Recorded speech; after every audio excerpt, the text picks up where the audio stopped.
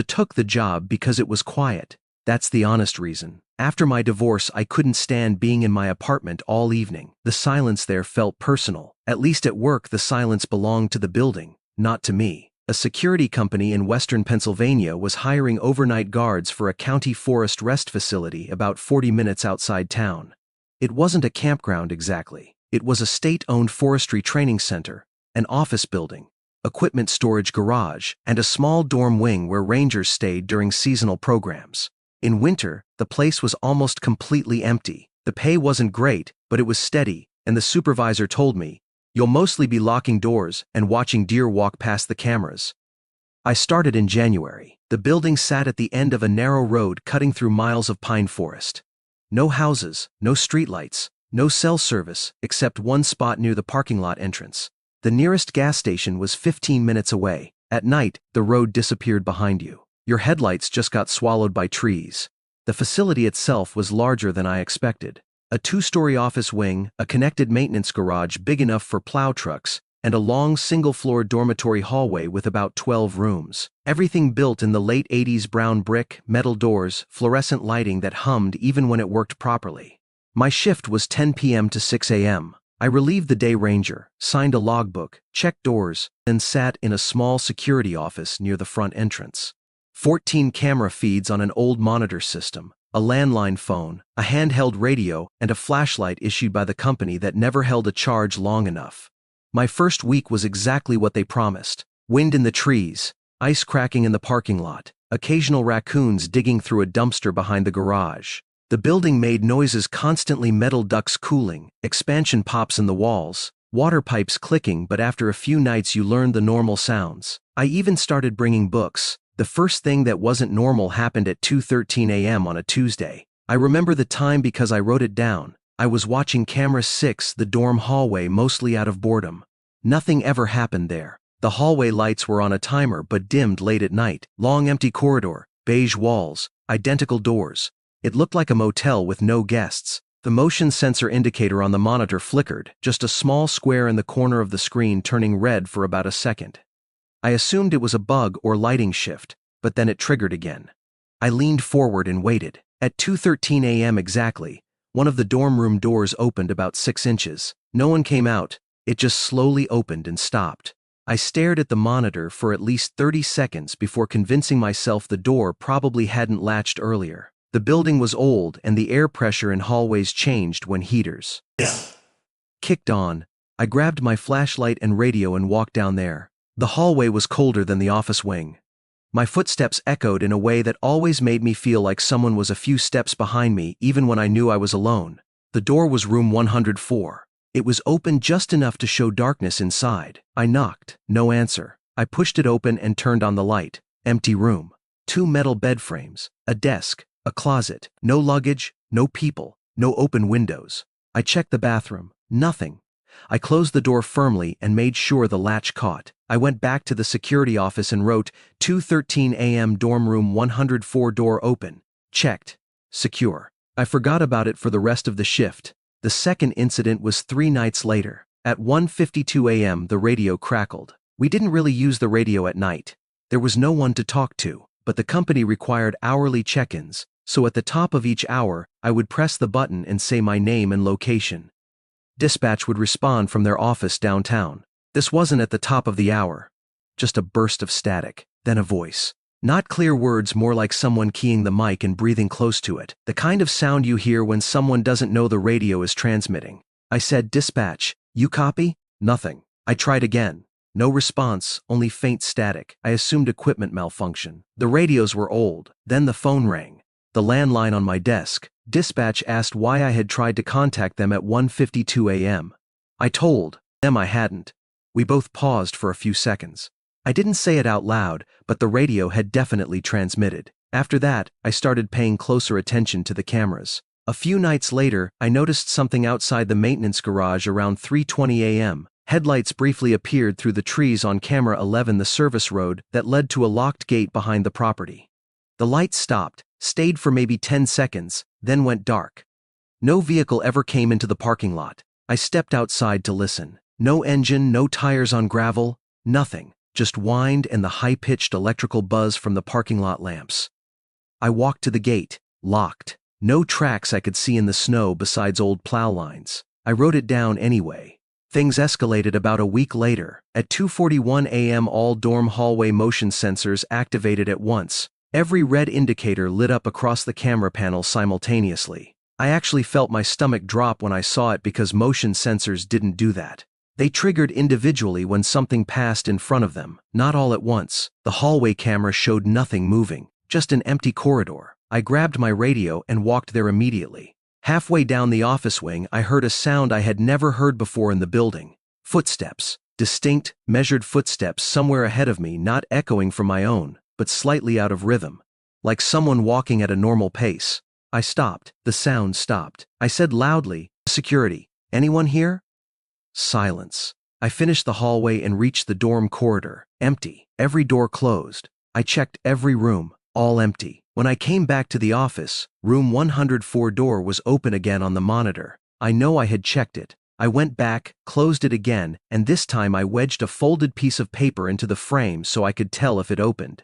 At 3:58 a.m., while sitting at the desk, I heard a faint knocking sound somewhere in the building. 3 slow taps.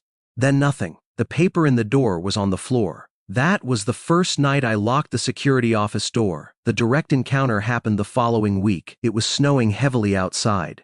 Around 3:12 a.m. a pickup truck pulled into the parking lot. Camera 2 showed it clearly: older dark Ford, no company markings, headlights on but engine running quietly. It parked near the maintenance garage instead of the front entrance. No one got out for almost 2 minutes. Then the driver door opened. A man stepped out wearing a dark jacket and knit cap. He didn't approach the front entrance. He walked along the side of the building toward a service door that should have been locked. I grabbed my radio and called dispatch to notify them I was checking a trespasser. When I reached the side hallway, I saw the door was already open. The cold air blowing inside was strong enough to move papers on a bulletin board. I stepped into the garage. Fluorescent lights flickered overhead. The place smelled like motor, oil and cold metal. My flashlight beam swept across parked plow trucks and shelves of equipment. I heard movement behind one of the trucks. I said, "Sir, this facility is closed." No answer. I walked closer. Then I heard my name, not shouted, not whispered. Spoken normally from somewhere behind the vehicles. "Mark." I froze. I had never told anyone out here my name except dispatch. I backed away slowly toward the office corridor and called police. I watched from the hallway until officers arrived about 20 minutes later. They searched the building and the forest edge. No one was there.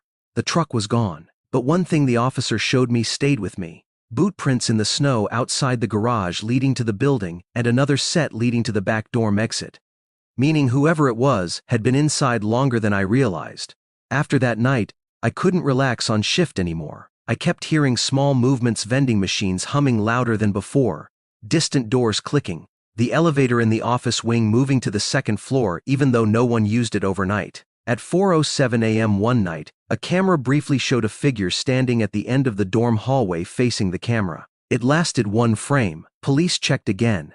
Nothing. 2 weeks later, I did my 2 a.m. patrol and found the security office door I had locked earlier standing open when I returned. My logbook was on the floor. And written on the last page in pen I didn't own was a single line: "I know, when you walk the west hallway." I quit the next day. I still wake up around 2:13 a.m. most nights without an alarm. Sometimes I think about going back just to prove to myself it was explainable. But what I can't get past is this: I never once told anyone my schedule. And during my final shift, before sunrise, dispatch called to ask why I had just checked in over the radio. I was sitting in my car in the parking lot at the time, engine running, preparing to leave. My radio was on the passenger seat, powered off. I didn't drive away right after dispatch said that. I remember just sitting there with the engine idling, heater blowing hot air at my legs, watching the building in my rearview mirror. The sky was still dark blue, that hour right before dawn where the forest looks flat and depth disappears.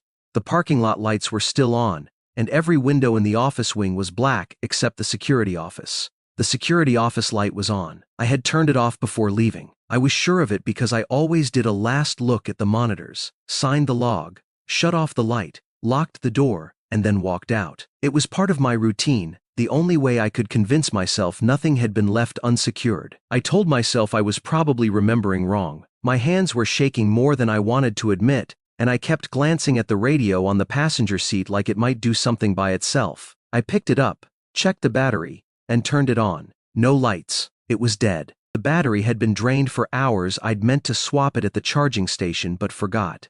Dispatch called again on my phone and asked if I was still on property. I told them yes, in the parking lot. They said they received a clear transmission a minute earlier. My call sign, my name, and the words West Hallway Secure. I hadn't touched the radio. I said I was leaving and they didn't argue. I didn't sleep that day. Around noon my supervisor called and asked why I hadn't filed the incident report yet. I told him I was resigning. He tried to talk me into finishing the week. They were short-staffed, but I told him I couldn't go back there. I didn't explain much. I just said I wasn't sleeping and I didn't feel safe working alone at that location. He sounded irritated more than concerned, but before hanging up, he said something I didn't expect. "You're the third night guard this winter," he said. "I thought they told you." I asked what he meant. He paused a second and then said the previous guard quit suddenly too. No notice. Just dropped off his uniform and wouldn't explain why. The guard before him had requested reassignment after reporting repeated trespassers they never caught.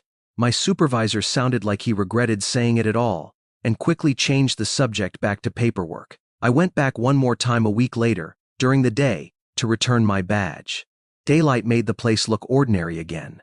Snow melting, maintenance workers loading equipment, trucks parked outside. People talking and laughing near the garage. I almost felt embarrassed for how shaken I'd been. I handed my badge to the daytime ranger, an older guy named Keller. He looked at me a little longer than necessary and asked, "You were nights, right?" I said yes. He nodded slowly and said, "You hear somebody walking when nobody's there?"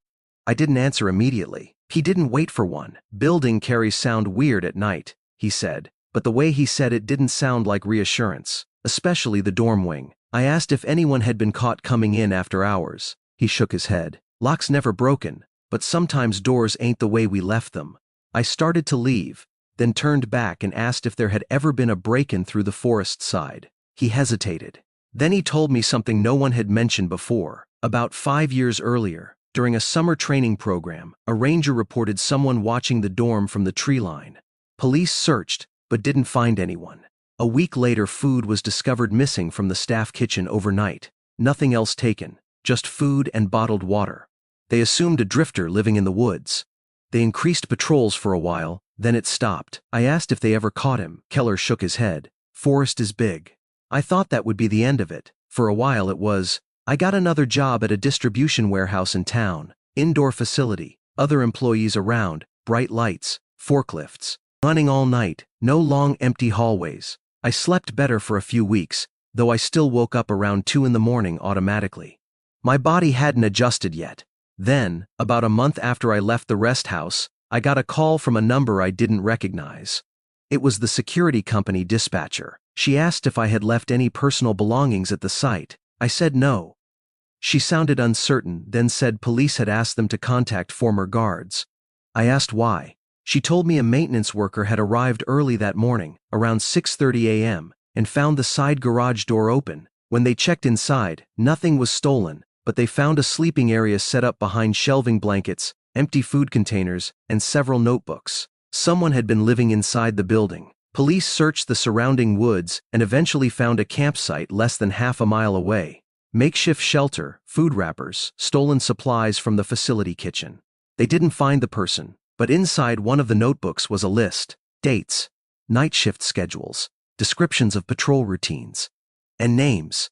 Mine was written multiple times. I didn't ask how long the entries went back. I didn't want to know. The dispatcher told me police might contact me for a statement. They never did. I think they had enough from the site itself. I still catch myself checking doors twice before bed. I installed an extra lock in my apartment even though I live on the 3rd floor. If I hear footsteps in my hallway at night, I stop breathing until they pass.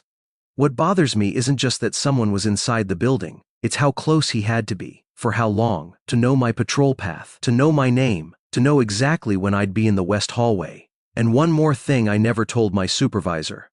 The last night, before I left, when I picked up my logbook off the floor, There was another page I hadn't noticed at first because it was folded under the back cover. It wasn't written in pen. It looked like it had been pressed into the paper from the page above, like someone wrote hard and removed the original sheet. I could still read the indentation if the light hit it right. It said, "Stayed in room 104 tonight."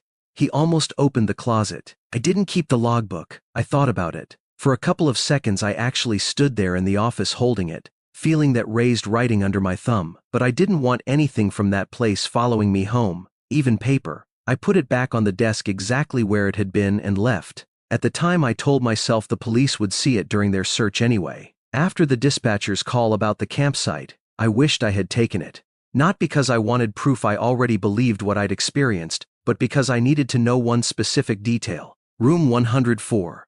I couldn't stop thinking about the closet.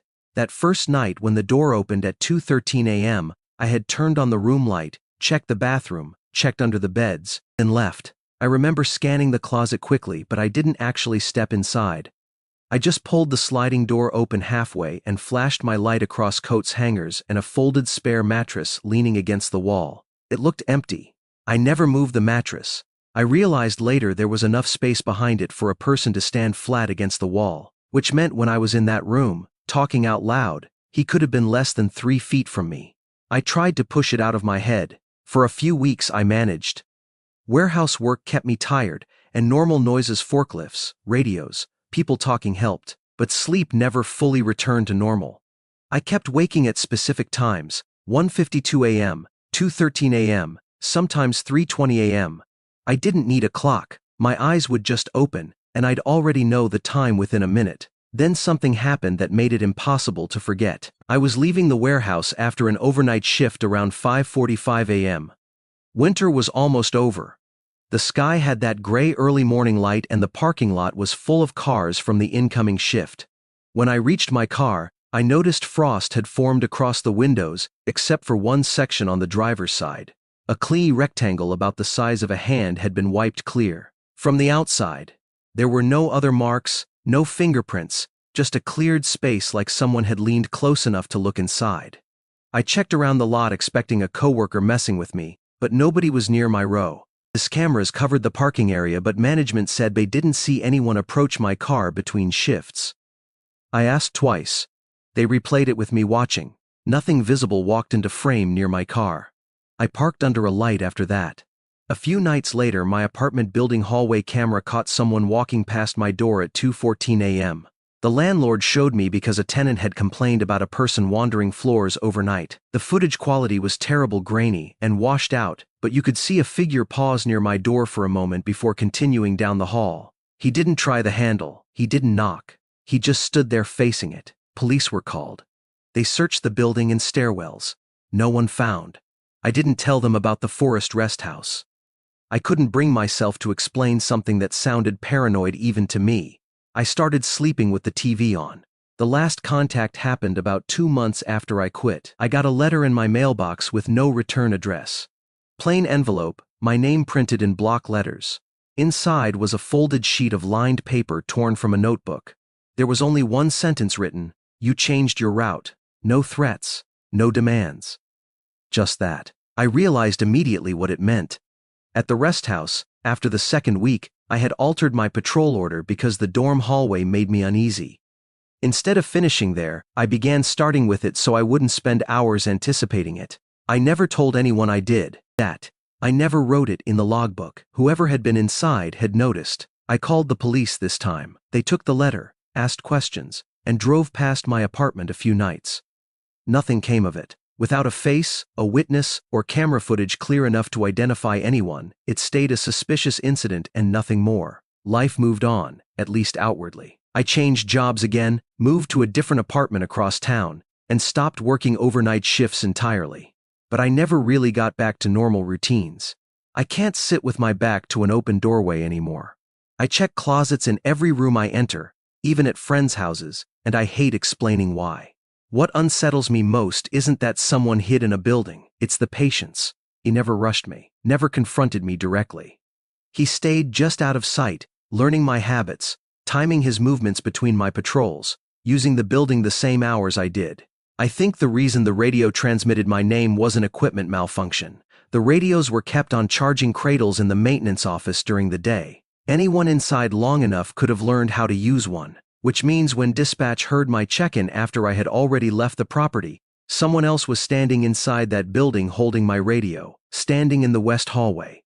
The police never caught anyone, and the facility never closed. Last I heard, they installed better cameras and added a second guard on weekends. I still haven't gone back. But once, about 6 months after I quit, I drove past the entrance road in the afternoon just to prove to myself it was an ordinary place. I didn't even turn in, I just slowed on the highway where the trees opened enough to see the road sign. The sign was visible through the branches, and parked just inside the tree line, far enough back you wouldn't notice unless you were looking carefully, was an older dark pickup truck facing the road. It wasn't moving, it wasn't leaving. It was positioned exactly where you could watch cars pass without being seen from the highway. I kept driving. I didn't check if it followed me. I don't work nights anymore, but I still wake up sometimes at 2:13 a.m., completely alert for no reason. The apartment is always quiet when it happens. Except every once in a while I hear a faint sound from somewhere in the building hallway outside my door, slow footsteps that stop when I hold my breath. I never open the door to check, because I learned something out there in the forest. Sometimes the worst moment isn't realizing someone is inside with you. It's realizing they might have been timing their life around yours long before you noticed them at all.